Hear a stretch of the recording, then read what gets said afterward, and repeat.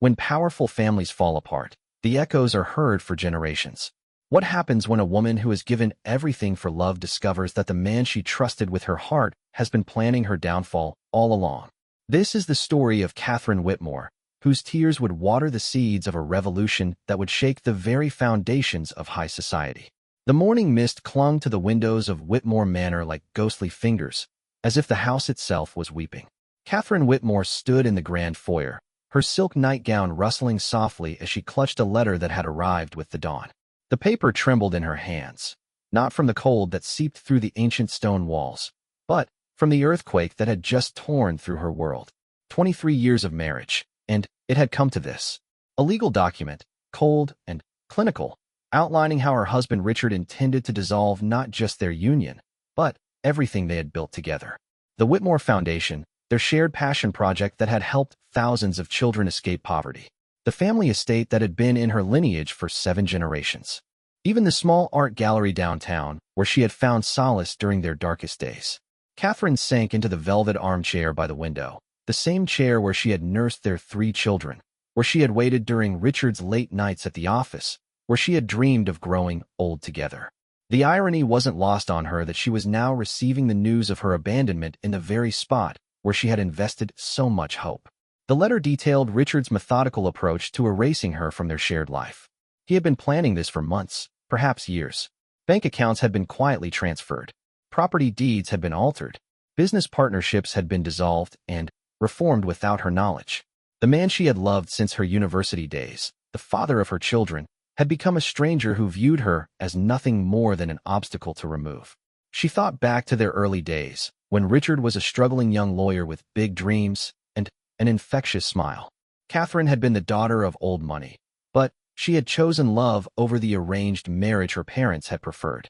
She had used her trust fund to help Richard start his practice, had hosted dinner parties to introduce him to influential clients, had smiled graciously through countless social events where his success was celebrated as if it had materialized from thin air. The phone rang, piercing the silence like a knife. Catherine's sister Margaret's voice was gentle but urgent. "Darling, have you seen the morning papers?" The question sent ice through Catherine's veins. She hadn't thought to check the news, too stunned by the legal documents to consider that Richard might have orchestrated a public relations campaign alongside his personal destruction. With trembling fingers, Catherine reached for her phone and opened the news app. The headline made her stomach lurch. Prominent attorney Richard Whitmore files for divorce, cites irreconcilable differences. But it was the subheading that truly devastated her. Sources close to the family suggest Mrs. Whitmore's erratic behavior and substance abuse issues contributed to the marriage's breakdown. The lies were so brazen, so calculated, that Catherine actually laughed, a bitter, hollow sound that echoed through the empty manor. Richard had not only planned to leave her financially devastated, he intended to destroy her reputation as well. The substance abuse allegations were particularly cruel, as Catherine rarely drank anything stronger than wine with dinner. But she realized with growing horror that Richard had been laying groundwork for these claims, perhaps for years. She remembered the times he had insisted on taking her to social events when she was exhausted or unwell, then commenting loudly about her condition to others. The way he had started keeping detailed notes about their conversations, claiming it was for work, but photographing them when he thought she wasn't looking. The prescription medications that had gone missing from her bathroom cabinet, which he had dismissed as her being forgetful when she asked about them. Catherine's phone buzzed with message after message.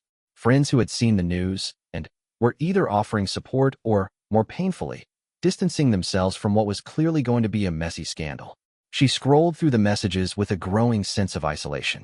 Even those who claimed to support her seemed more interested in gathering details for gossip than offering genuine help. The sound of car tires on gravel drew Catherine to the window. A black sedan was pulling up the circular driveway, and her heart sank as she recognized Richard's business partner, Thomas Chun, emerging from the passenger seat. Thomas had been Richard's closest friend for over a decade, and Catherine had considered him part of their family. But the grim expression on his face as he approached the house told her everything she needed to know about where his loyalties lay. The doorbell chimed with its familiar melody, the same tune that had welcomed friends and family for generations. Catherine took a deep breath, smoothed her hair, and walked to answer it. Thomas stood on the threshold with 2 other men she didn't recognize, lawyers, by the look of their expensive suits and briefcases. "Catherine," Thomas said, his voice lacking its usual warmth. "We need to discuss the transition of your role at the foundation." The word transition was clearly a euphemism for removal. Catherine invited them in, leading them to the library where she and Richard had once spent countless evenings planning charitable initiatives. Now the room would witness the dismantling of everything they had created together. Thomas spread documents across the mahogany table where Catherine had signed partnership agreements, donation authorizations, and grant approvals. The papers outlined how her access to foundation resources would be immediately suspended pending a thorough review of financial irregularities. Catherine's hands grew cold as she realized Richard had not only planned to take their personal assets, but intended to frame her for embezzlement. "These allegations are completely false," Catherine said, her voice steady despite the chaos in her mind. "I have never misappropriated foundation funds." One of the lawyers, a thin man with calculating eyes, leaned forward. "Mrs. Whitmore, we have documentation showing unusual transfer patterns from foundation accounts to personal accounts under your control. Given the circumstances of your marriage, the board feels it's prudent to conduct a full audit." Catherine knew that any unusual transfers would have been orchestrated by Richard himself, but proving that would require access to records and systems that were already being denied to her. The trap had been perfectly constructed, leaving her looking guilty simply by defending herself. As the men gathered their papers and prepared to leave, Thomas paused at the door. For a moment, Catherine saw a flicker of the man who had been their friend, who had attended their children's birthday parties and celebrated holidays at their table. But the moment passed quickly, replaced by the cold efficiency of business. "Catherine," he said quietly, "Richard wanted me to tell you that you have 48 hours to vacate the premises.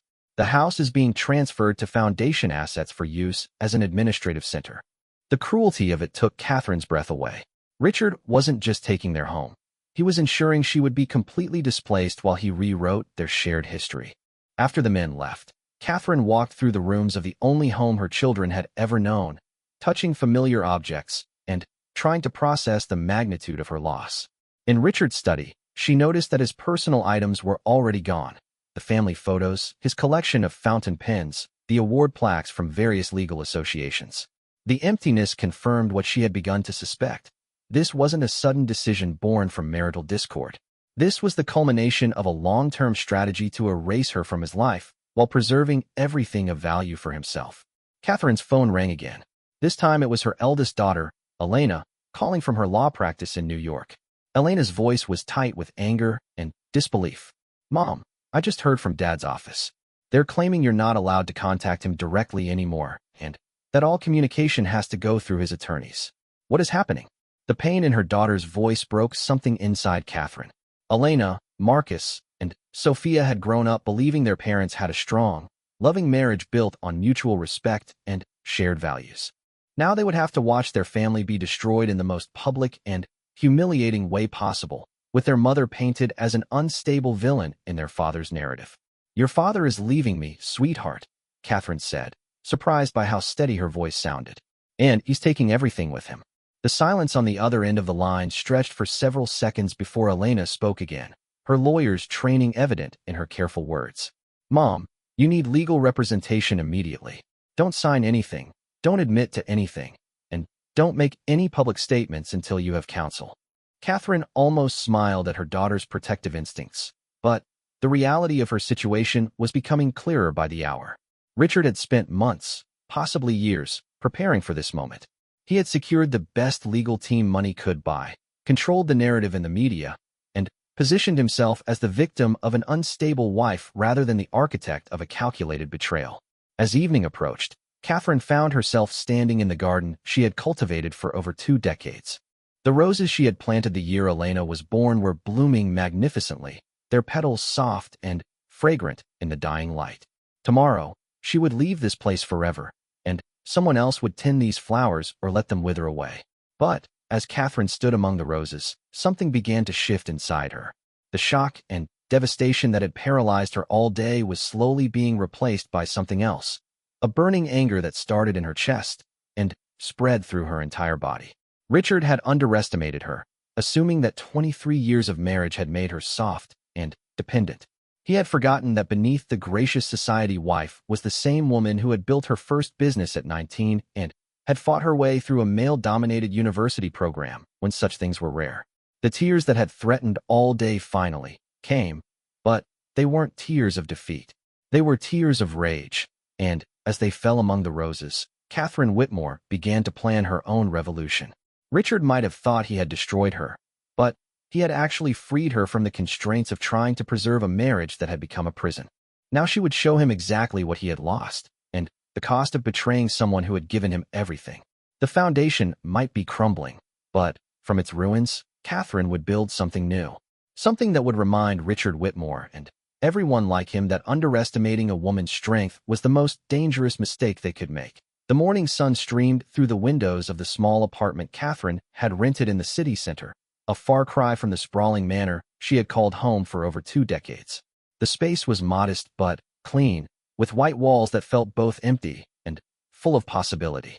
Catherine sat at a simple wooden table with her laptop open, surrounded by legal documents, financial statements, and a growing pile of evidence that would either save her reputation or confirm her worst fears about the man she had married.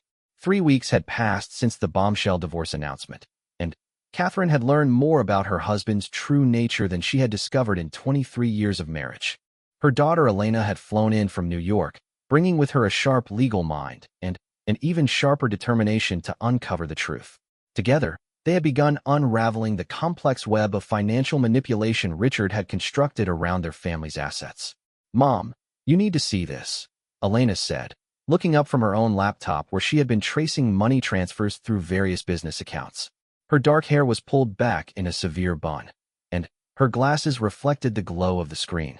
She had inherited Catherine's determination, but expressed it with the precision of a surgeon and the ruthlessness of a prosecutor.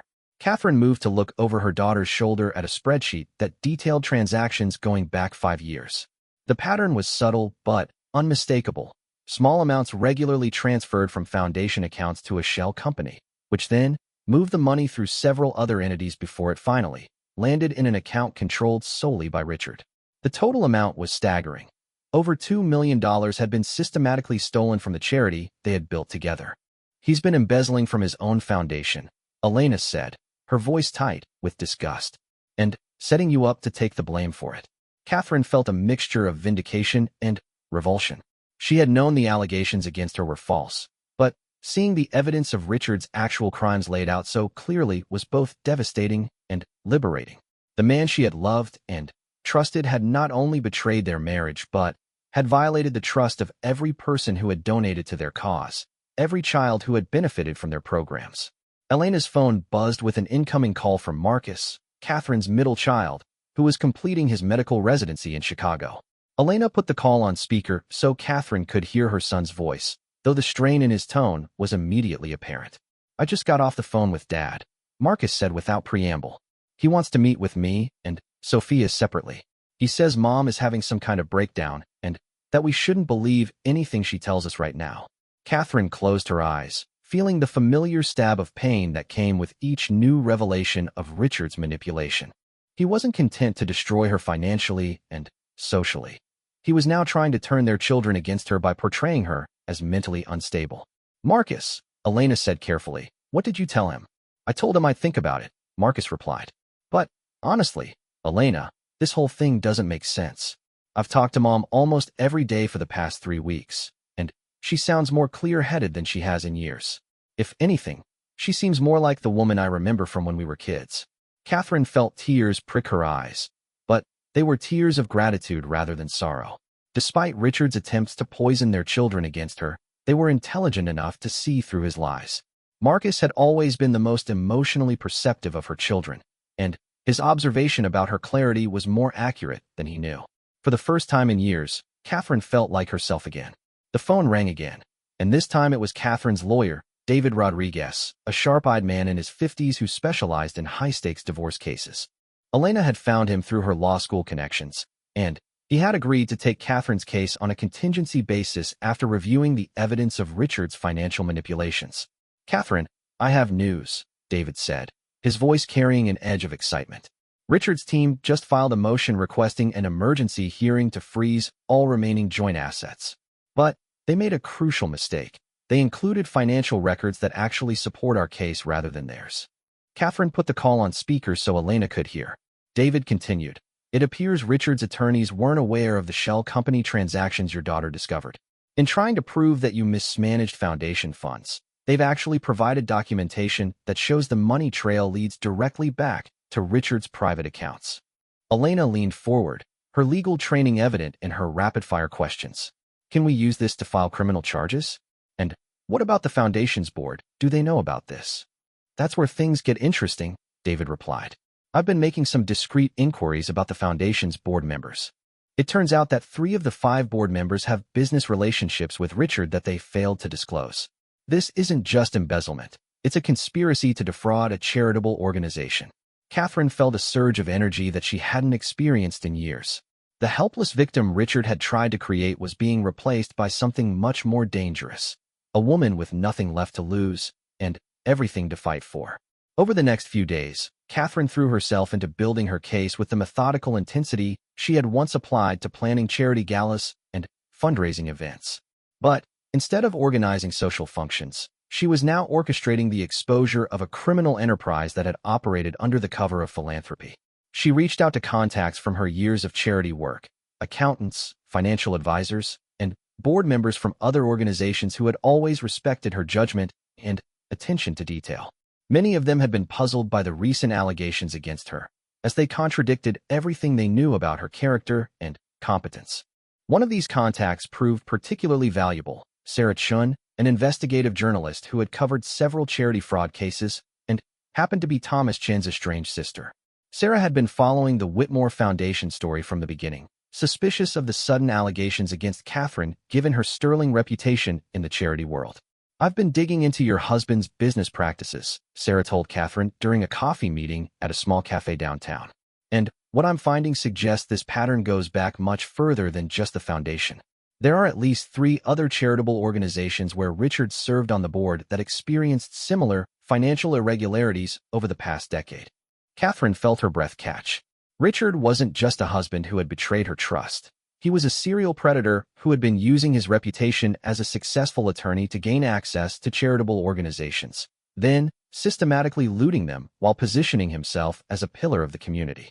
How many people has he hurt? Catherine asked, the question barely above a whisper. Sarah consulted her notes. Based on what I've found so far, we're looking at approximately $8 million stolen from various charities over the past 12 years. That money was meant to fund homeless shelters, children's programs, educational initiatives, and medical research.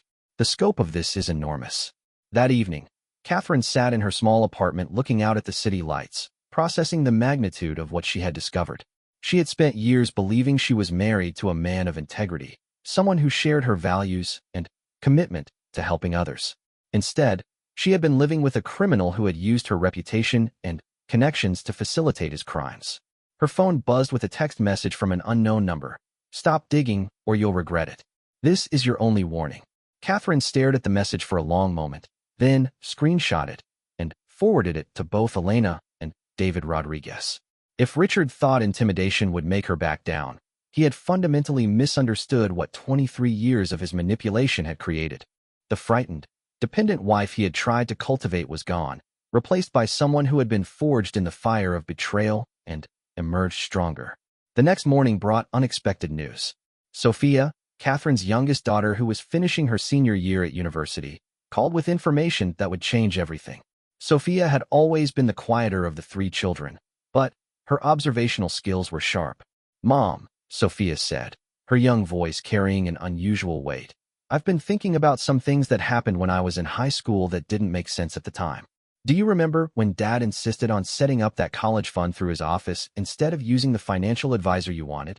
Catherine did remember, though she hadn't thought about it in years. Richard had been unusually insistent about managing Sophia's college fund personally, claiming it would be more efficient than using outside investment advisors.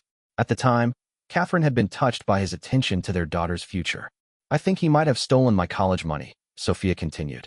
I tried to access the account information last week when I was planning for graduate school expenses, and the account doesn't exist anymore.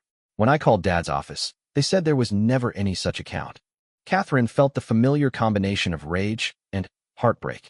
Richard hadn't just betrayed her and the charity donors. He had stolen from his own daughter's future. The depth of his narcissism and greed seemed to have no limits. Elena, who had been listening to the conversation, immediately began making notes. Sophia, do you have any documentation about that account? Letters, statements, anything? I saved everything, Sophia replied. You know how I am about keeping records. I have copies of the initial setup documents, the statements Dad used to show me how the money was growing, and the correspondence about the account closure that I found when I was cleaning out my room last month. Catherine realized that Richard's attention to his children's education hadn't been motivated by love and responsibility, but by opportunity. He had seen their trust funds and college accounts as additional sources of money to steal, confident that his children would never question their father's financial management until it was too late. As the evidence mounted, Catherine began to see the true scope of Richard's betrayal. This wasn't just a marriage ending badly. It was the unmasking of a predator who had spent decades building a facade of respectability while systematically destroying everything and everyone he was supposed to protect. But with each new revelation, Catherine felt her own power growing. Richard had underestimated her intelligence, her connections, and her determination. He had expected her to be destroyed by his abandonment and accusations. Instead, he had awakened something in her that had been dormant for years, the fierce, uncompromising woman who had built her first business as a teenager and fought her way through every challenge life had presented. The awakening was complete. Catherine Whitmore was no longer the victim of Richard's schemes. She was becoming his worst nightmare, someone with both the evidence and the determination to expose him for what he truly was. The foundation he had tried to destroy wasn't the charity they had built together. It was the foundation of lies he had constructed to hide his crimes, and Catherine was about to bring it crashing down around him. The courthouse steps gleamed wet from the morning rain as Catherine Whitmore walked toward the imposing granite building where her life would be dissected and judged. 6 weeks had passed since Richard's initial betrayal, and today marked the first major hearing in what had become one of the most closely watched divorce cases in the city's recent history. Catherine wore a navy blue suit that projected quiet confidence, her silver hair pulled back in a style that was both professional and elegant. She had learned that every detail would be scrutinized, every expression analyzed for signs of the instability Richard's team continued to claim. David Rodriguez walked beside her, his briefcase heavy with evidence that would either vindicate Catherine or damn her forever. Behind them, Elena provided silent support, her presence a reminder that Catherine wasn't fighting this battle alone. The media attention had grown exponentially as rumors of the deeper scandal began to circulate, and Catherine could see news crews setting up their equipment, preparing to broadcast the latest chapter in what journalists were calling the charity scandal that shook high society. As they climbed the steps, Catherine caught sight of Richard emerging from a black sedan at the curb. He looked exactly as he had for the past 20 years, tall, distinguished, with silver gray hair and an expensive suit that projected success and reliability. But now Catherine saw something different in his posture, a tension that suggested the confident facade was beginning to crack under pressure. Richard was surrounded by his legal team, led by Victoria Sterling, one of the city's most ruthless divorce attorneys. Sterling had built her reputation destroying the wives of wealthy men, using every possible tactic to ensure her clients emerged from their marriages with their fortunes intact and their reputations enhanced. She was exactly the kind of lawyer Richard would choose, someone who valued winning above all else. The two groups passed each other in the courthouse lobby without acknowledgement, but Catherine felt Richard's eyes on her. For just a moment, she saw something that might have been regret or uncertainty flicker across his features. But the moment passed quickly, replaced by the cold calculation she had become accustomed to seeing in recent weeks. Judge Patricia Morrison presided over the emergency hearing, her reputation for fairness and intelligence preceding her into the oak-paneled courtroom. She was known for her impatience with legal theatrics and her ability to see through attempts at manipulation. Catherine hoped that reputation would serve her well today. Victoria Sterling began the proceedings with a polished presentation designed to portray Richard as the responsible party trying to protect assets from Catherine's alleged financial mismanagement. She spoke eloquently about Catherine's recent erratic behavior and concerning financial decisions that had necessitated Richard's protective actions. "Your Honor," Sterling said, her voice carrying the authority of someone accustomed to being heard, My client has discovered troubling patterns in his wife's handling of both personal and charitable funds. The Whitmore Foundation, which they co-founded, has experienced significant financial irregularities during the periods when Mrs. Whitmore had primary administrative control. Catherine felt her stomach clench as Sterling outlined the allegations, but she reminded herself that every lie would eventually be exposed. The lawyer presented bank statements and transaction records that appeared to support the claims against Catherine, but Catherine knew that David Rodriguez had spent weeks preparing to counter each piece of manufactured evidence. When David stood to present Catherine's defense, the atmosphere in the courtroom shifted. His opening statement was calm and methodical, but it carried an undercurrent of barely contained outrage. Your Honor, what we have here isn't a case of financial mismanagement by Mrs. Whitmore.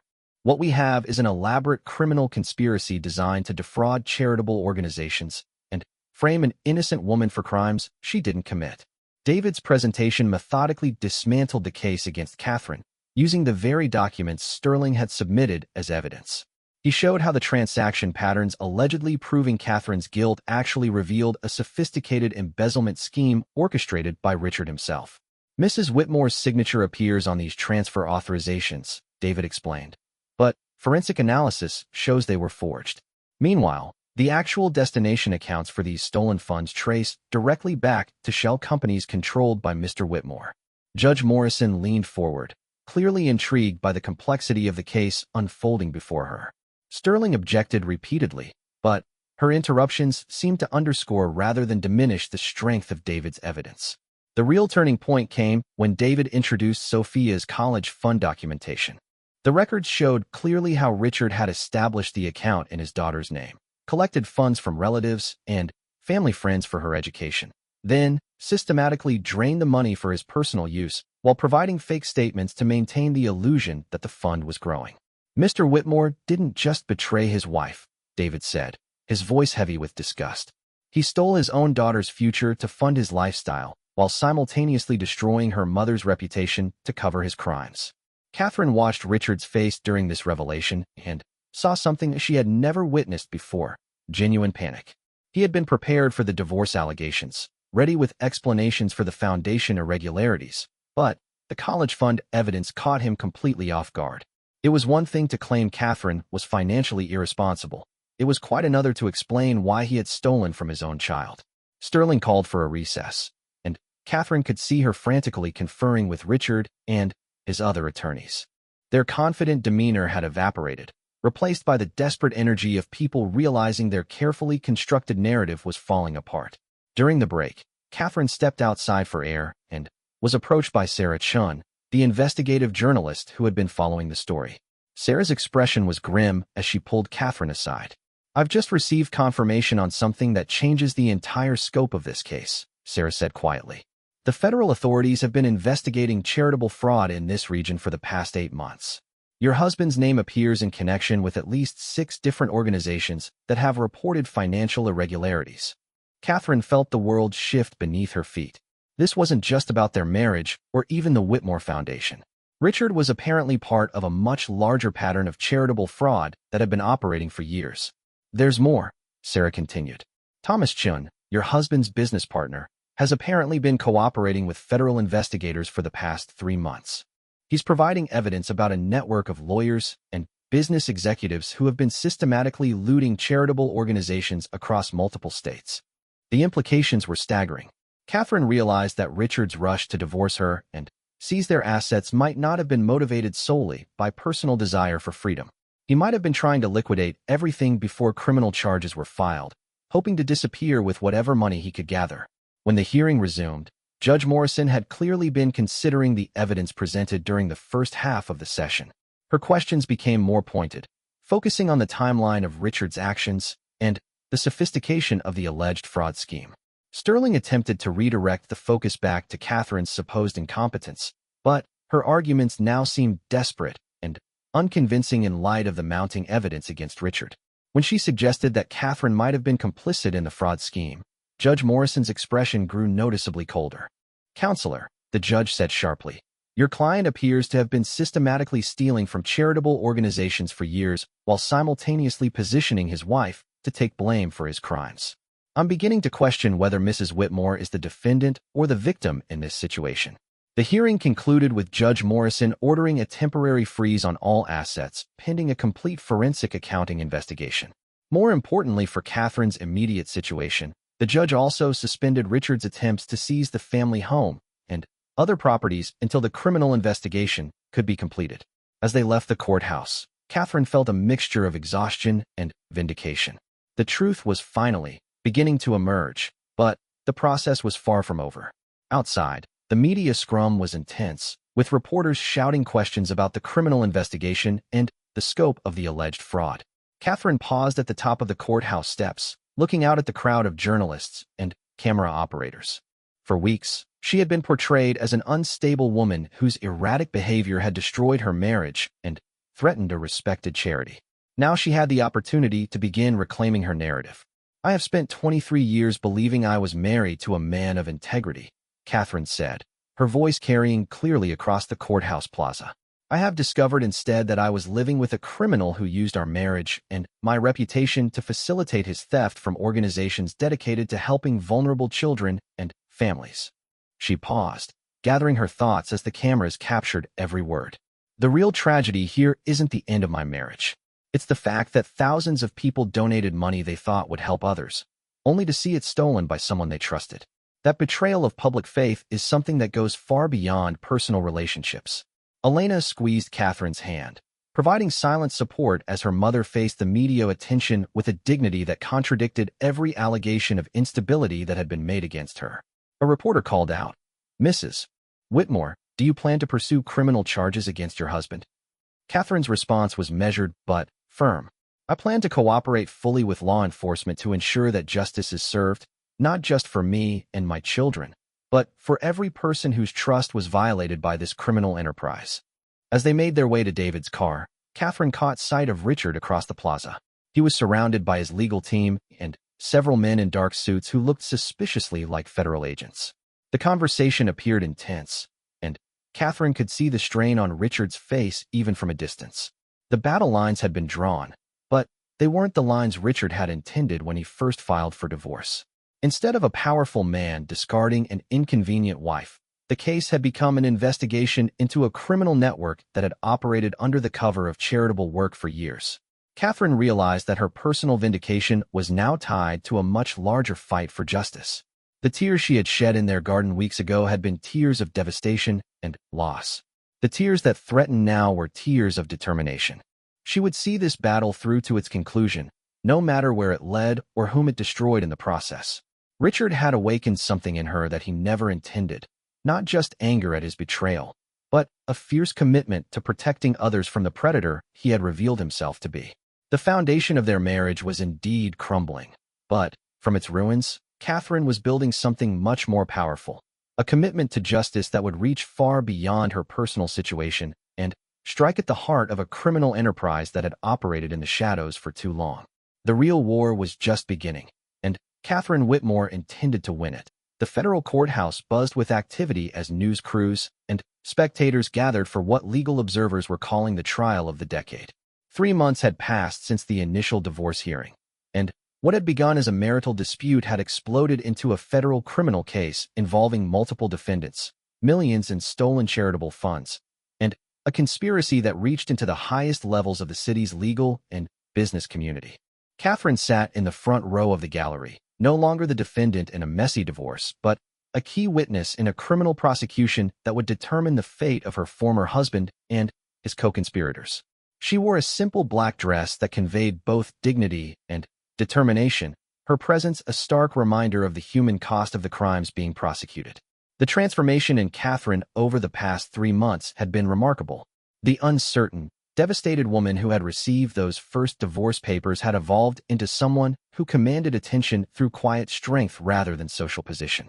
She had testified before multiple grand juries, worked with federal investigators to unravel the complex financial schemes, and somehow found the courage to face each new revelation about the man she had loved and trusted for decades.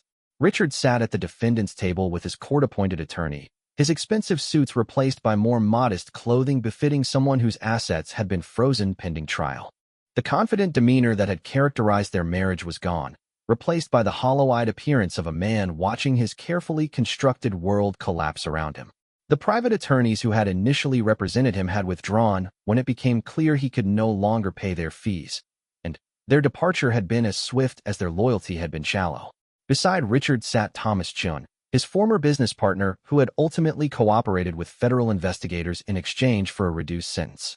Thomas's sister Sarah continued to cover the trial for her newspaper, her reporting providing insights that helped the public understand the scope of the conspiracy that had operated for over a decade.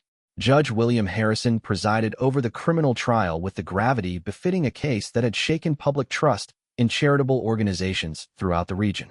The prosecution team, led by Assistant U.S. Attorney Maria Santos, had spent months building a case that detailed how Richard and his conspirators had systematically targeted charitable organizations, gained positions of trust, then methodically stolen funds meant for vulnerable populations. The opening statements painted a picture of calculated greed disguised as public service. Richard hadn't simply stolen money.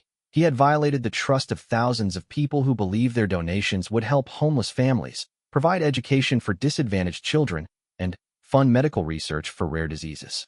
The personal betrayal Catherine had experienced was multiplied across an entire community of people who had trusted Richard's carefully cultivated reputation for integrity. As the prosecution presented their case, the scope of Richard's crimes became clear. Financial records showed that over 15 years, he and his network had stolen more than $12 million from 7 different charitable organizations. The money had been used to fund lavish lifestyles, expensive vacations, and risky investments that treated charitable funds as personal piggy banks.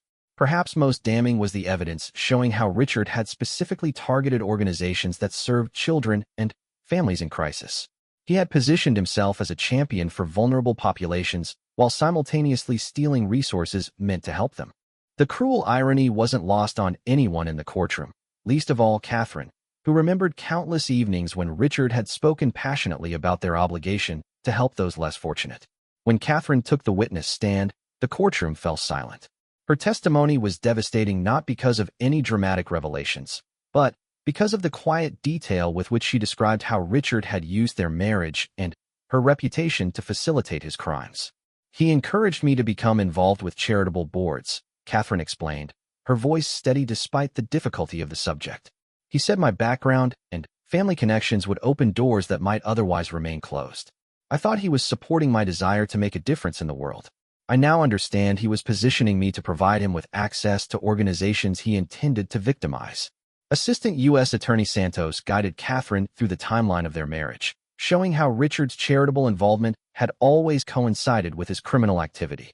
The pattern was clear. Richard would identify vulnerable organizations, use Catherine's reputation to gain their trust, secure a position of financial authority, then begin the systematic theft that had characterized his entire adult life. Mrs. Whitmore, Santos asked, when did you first become aware that your husband might be stealing from the organizations you both supported?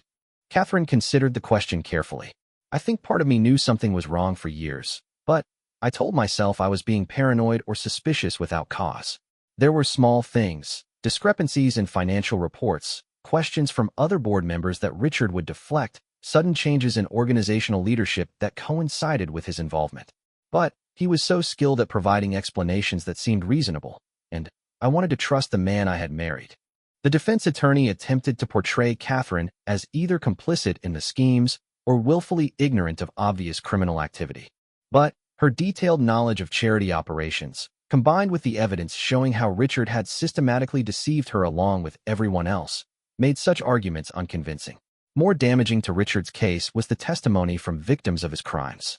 Maria Gonzalez, a single mother whose child had been denied educational support because funds had been stolen, spoke through tears about the impact of Richard's theft.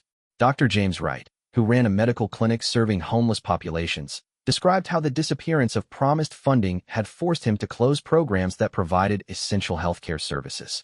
Each victim's testimony added weight to the prosecution's argument that Richard's crimes weren't merely financial, but had directly harmed some of the most vulnerable members of society. The abstract concept of charitable fraud became concrete as real people described how Richard's greed had affected their lives and the lives of those they served. The prosecution also called Elena to testify about the theft of her sister's college fund and the broader pattern of financial manipulation within the family. Elena's legal training made her an effective witness, able to explain complex financial transactions in terms the jury could understand while maintaining the emotional impact of a daughter betrayed by her father. "My father didn't just steal money," Elena said, her voice carrying both pain and anger. "He stole trust. He taught us that integrity and service to others were the most important values in life, while simultaneously demonstrating through his actions that greed and self-interest were his actual priorities. The lesson was, say one thing publicly while doing the opposite privately." When Richard finally took the stand in his own defense, his testimony was a disaster.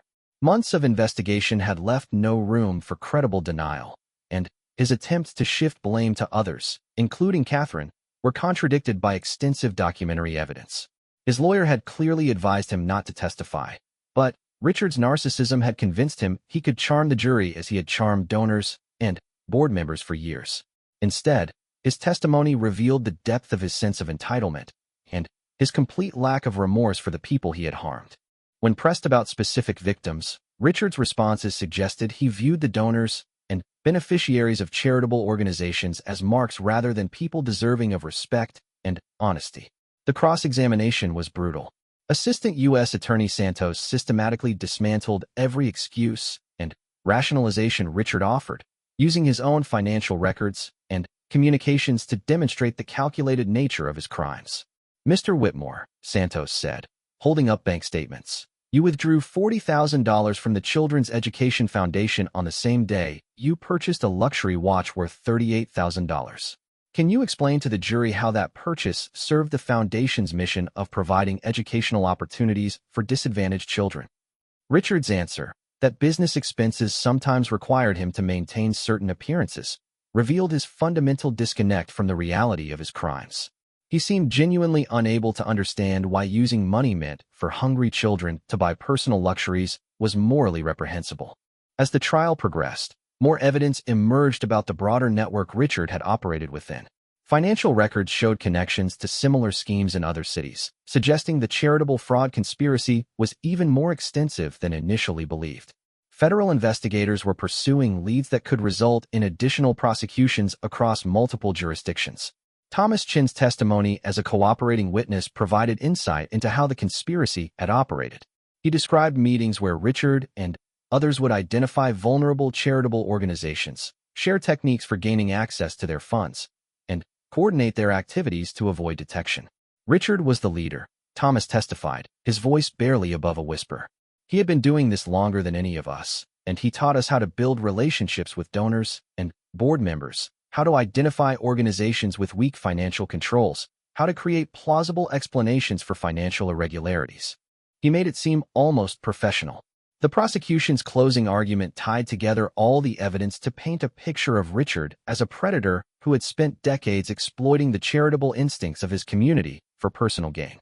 Santos emphasized that this wasn't a case of poor judgment or financial mismanagement, but of calculated criminal activity that had stolen resources meant to help society's most vulnerable members. "Ladies and gentlemen of the jury," Santos said, "the defendant didn't just steal money. He stole hope. Every dollar he took was a dollar that could have fed a hungry child, housed a homeless family, or provided medical care to someone who couldn't afford it. He turned the generosity of his community into fuel for his own greed. And in doing so, he betrayed not just his wife and children, but every person who ever trusted him with their charitable donations." The defense's closing argument attempted to portray Richard as someone who had made poor decisions rather than someone who had committed deliberate crimes. But the evidence was too extensive and too detailed to support such a characterization. Richard's crimes weren't the result of momentary lapses in judgment. They were the product of a systematic criminal enterprise that had operated for over a decade. When the jury retired to deliberate, Catherine found herself in the courthouse hallway with her children, waiting for a verdict that would determine not just Richard's fate, but the final chapter of their family's story. Elena, Marcus, and Sophia had all testified during the trial, forced to confront the reality that their father was not the man they had believed him to be. The wait stretched through the afternoon and into the evening. Catherine used the time to reflect on the journey that had brought her to this moment. 6 months earlier, she had been a conventional society wife whose biggest concerns were charity fundraising events and family social obligations. Now she was a federal witness whose testimony had helped expose one of the largest charitable fraud schemes in the region's history. The transformation hadn't been easy. There had been moments of doubt, times when the easier path would have been to accept Richard's initial settlement offer and disappear quietly rather than fighting for vindication. But Catherine had discovered something about herself during this ordeal. She had a core of steel that 23 years of marriage had hidden but not destroyed. When the jury returned with their verdict after 8 hours of deliberation, the courtroom was packed with victims, donors, media representatives, and legal observers. Judge Harrison called for order as the forewoman stood to read the verdict. "We, the jury, find the defendant, Richard James Whitmore, guilty on all counts." The words hit Catherine like a physical blow, not because she was surprised by the verdict, but because they represented the final confirmation of everything she had suspected and feared. The man she had loved and trusted was indeed the criminal the evidence had revealed him to be.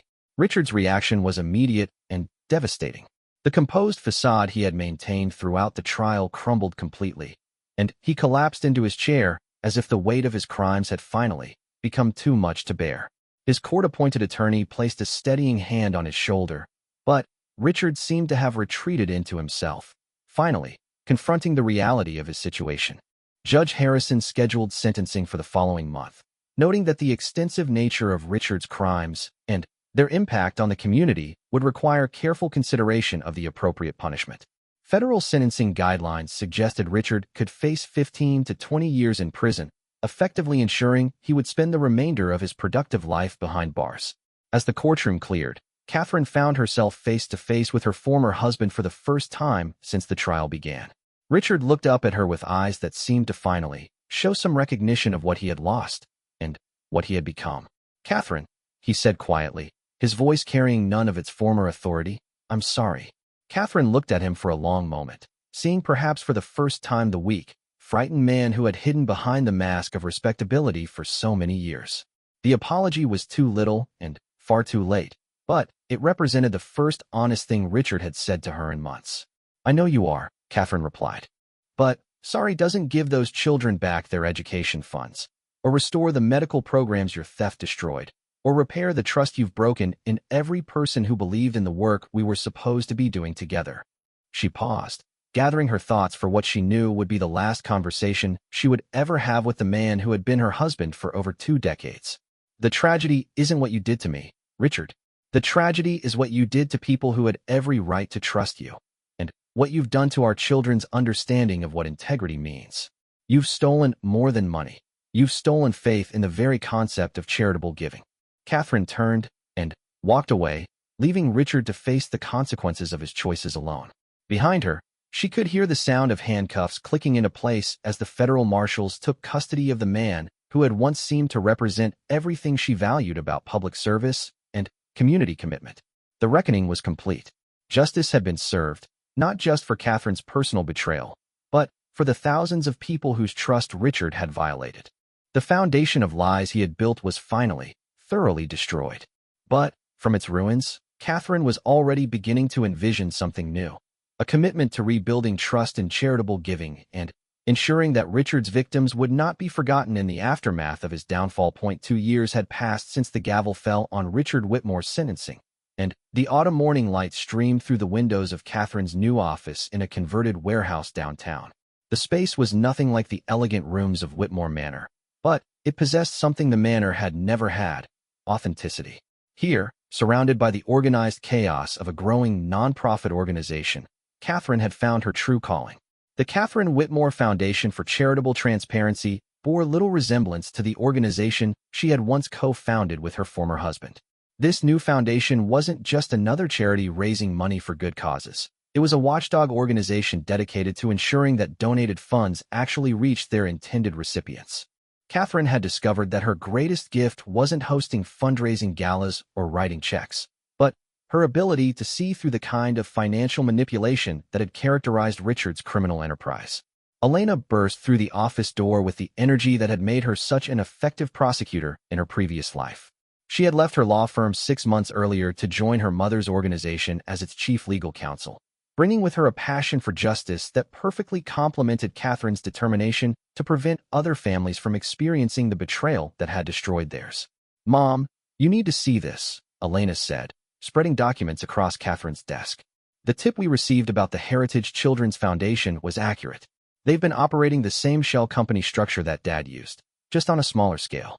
Catherine studied the financial records Elena had obtained through their network of accounting professionals and concerned citizens. The pattern was unmistakably similar to Richard's methodology: small, regular transfers to entities with vague names, followed by complex routing through multiple accounts that made the money trail almost impossible to follow. "How much are we looking at?"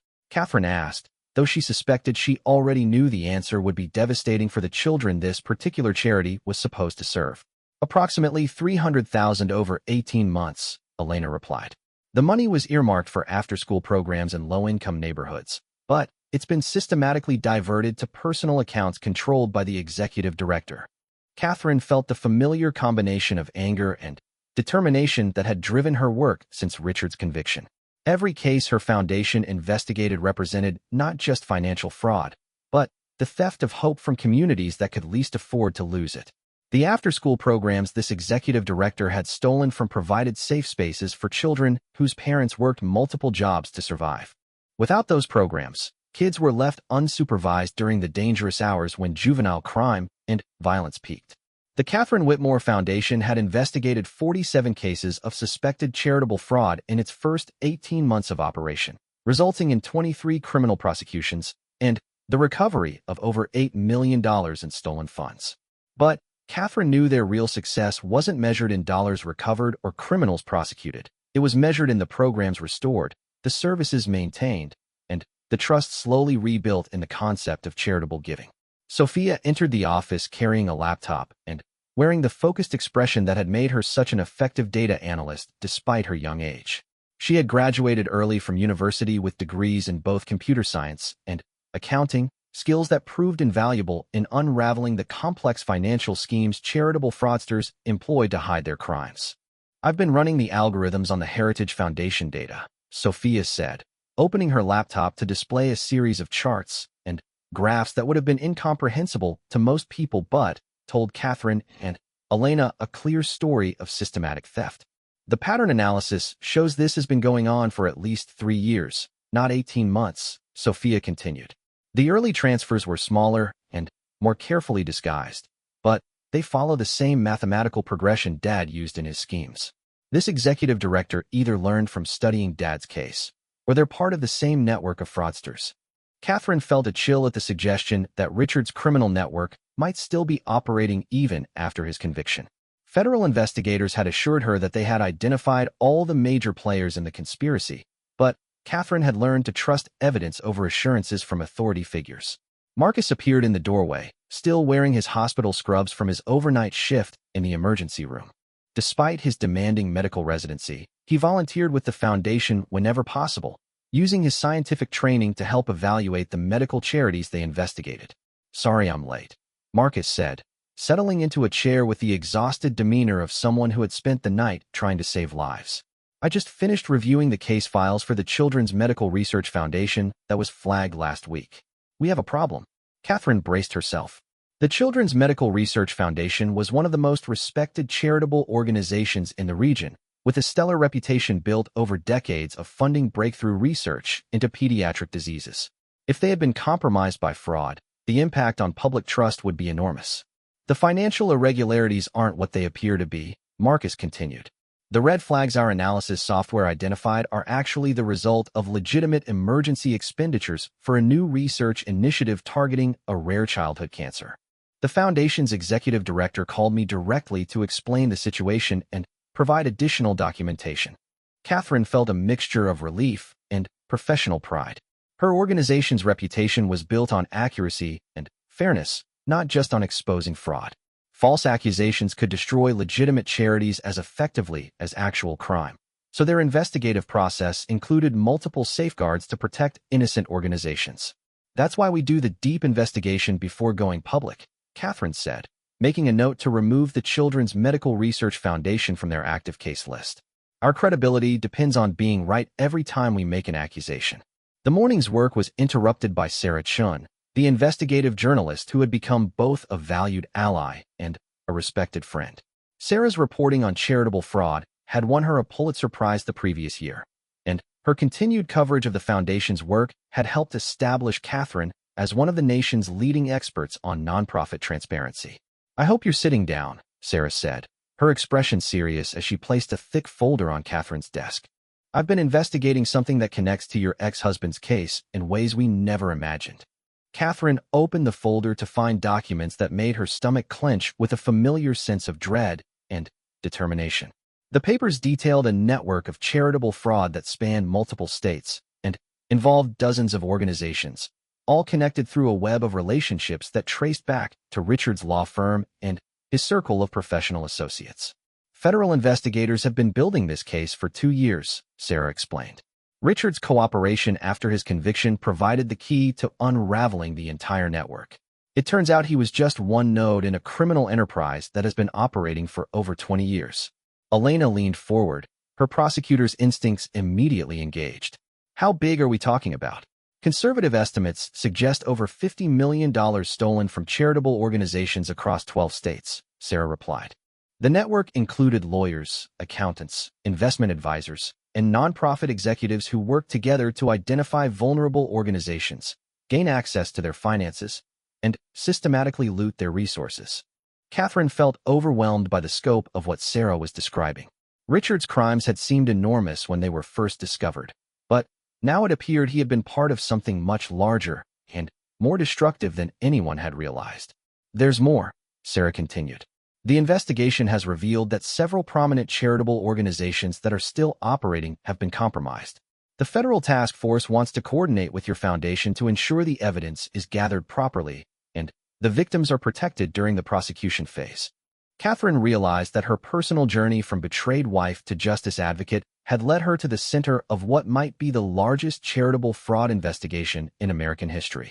The skills she had developed, the network of professionals she had assembled, and the credibility she had earned through careful, accurate work had positioned her foundation as a crucial player in exposing and prosecuting crimes that affected millions of people. The phone rang, interrupting their discussion. Catherine's assistant announced that Assistant U.S. Attorney Maria Santos was calling, the same prosecutor who had successfully convicted Richard and who now headed the federal task force investigating charitable fraud. "Catherine," Santos said, her voice carrying both urgency and respect, "I need your foundation's help with something unprecedented. We're preparing to announce indictments in 47 cases across multiple jurisdictions, but we need to ensure that the legitimate charitable organizations affected by this network aren't destroyed in the process." Santos explained that the federal investigation had identified charitable organizations that had been victimized by the fraud network, but were still operating and serving vulnerable populations. These organizations needed immediate support to maintain their programs while investigators worked to recover stolen funds and rebuild damaged financial systems. "Your foundation has the credibility and expertise to help these organizations transition through the crisis," Santos continued. "More importantly, you have the trust of the donor community that will be essential for rebuilding confidence in charitable giving after this scandal breaks." Catherine felt the weight of the responsibility Santos was describing. Her personal battle for justice had evolved into something much larger, a fight for the very survival of the charitable sector in the face of systematic betrayal by people who were supposed to protect it. After ending the call, Catherine looked around her office at her children and Sarah, realizing that her family had been transformed by their shared experience of betrayal and recovery. Elena had found her true calling in pursuing justice for the powerless. Sophia had discovered her gift for using technology to expose financial crimes. Marcus had learned to apply his scientific rigor to protecting vulnerable populations. Even Sarah had become like family, bound to them by their shared commitment to exposing truth and protecting victims. "So what do we do?" Elena asked, though Catherine could see in her daughter's expression that she already knew the answer. Catherine stood and walked to the window, looking out at the city where she had lived for most of her adult life. Somewhere in those streets were thousands of people who had donated money they thought would help others, only to see it stolen by criminals who exploited their generosity. In homeless shelters and children's programs and medical research facilities, there were people whose lives had been diminished by the theft of resources meant to help them. We do what we've been doing, Catherine said, turning back to face the people who had become her partners in seeking justice. We investigate, we document, we expose, and we help rebuild. But now we do it on a scale we never imagined would be necessary. Over the following weeks, Catherine's foundation worked 18-hour days to support the federal task force's investigation, while simultaneously helping legitimate charitable organizations prepare for the public shock that would come when the indictments were announced. The work was exhausting and emotionally draining, but Catherine had never felt more purposeful or more alive. The night before the federal indictments were announced, Catherine stood once again in her garden, not the elaborate landscape of Whitmore Manor, but a small rooftop garden she had created behind her downtown apartment. The roses she had planted here were different varieties from those she had loved at the manor, hardier plants that could thrive in the urban environment despite the challenges of pollution and limited space. As she tended the flowers in the evening light, Catherine reflected on the journey that had brought her to this moment. The tears she had shed 2 years earlier had been tears of devastation and loss. Tonight, if tears came, they would be tears of accomplishment and hope. Richard's betrayal had destroyed the life Catherine thought she wanted, but it had given her the life she was meant to live. The foundation she was building wouldn't bear the Whitmore name forever. She had already decided to rename it something that reflected its mission rather than her personal history, but it would carry forward the values that Richard had claimed to share but had never actually possessed. The phoenix rising from the ashes of her broken marriage wasn't just Catherine herself, but an entirely new approach to ensuring that charitable giving actually served its intended purpose. The network of investigators, prosecutors, accountants, and journalists she had assembled would continue their work long after the current crisis was resolved, serving as guardians of the public trust that made charitable giving possible. Elena joined her in the garden, carrying 2 cups of tea and wearing the satisfied expression of someone who had spent the day doing work that mattered. The federal task force finished their preparation, Elena reported. Tomorrow, they'll announce the largest charitable fraud prosecution in American history. 47 defendants, multiple criminal enterprises, and over $50 million in stolen funds. Catherine accepted the tea and stood quietly with her daughter, watching the sun set over the city they were working to protect from predators who would exploit its generosity.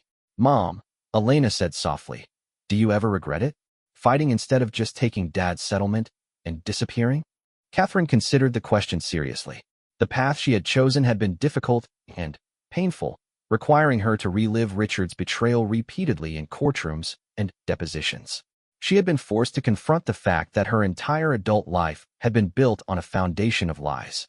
The easy path would have been to accept his attempt to buy her silence and rebuild her life somewhere else.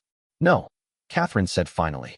"Richard thought he was destroying me when he filed those divorce papers and made those accusations. Instead, he freed me to become the person I was always meant to be." She gestured toward the city lights beginning to twinkle in the gathering darkness. Every light out there represents someone who trusted that their charitable donation would make a difference. Richard and people like him would have continued betraying that trust if we hadn't fought back. Our pain became the foundation for protecting others from experiencing the same betrayal. As they prepared to go inside, Catherine took one last look at her roses. These flowers were different from the ones she had grown at the manor, but they were stronger for having adapted to challenging circumstances. They bloomed not despite the difficulties of their environment, but because those challenges had forced them to develop deeper roots and more resilient stems. Tomorrow would bring new challenges as the charitable fraud scandal became public, and her foundation worked to help rebuild trust in nonprofit organizations.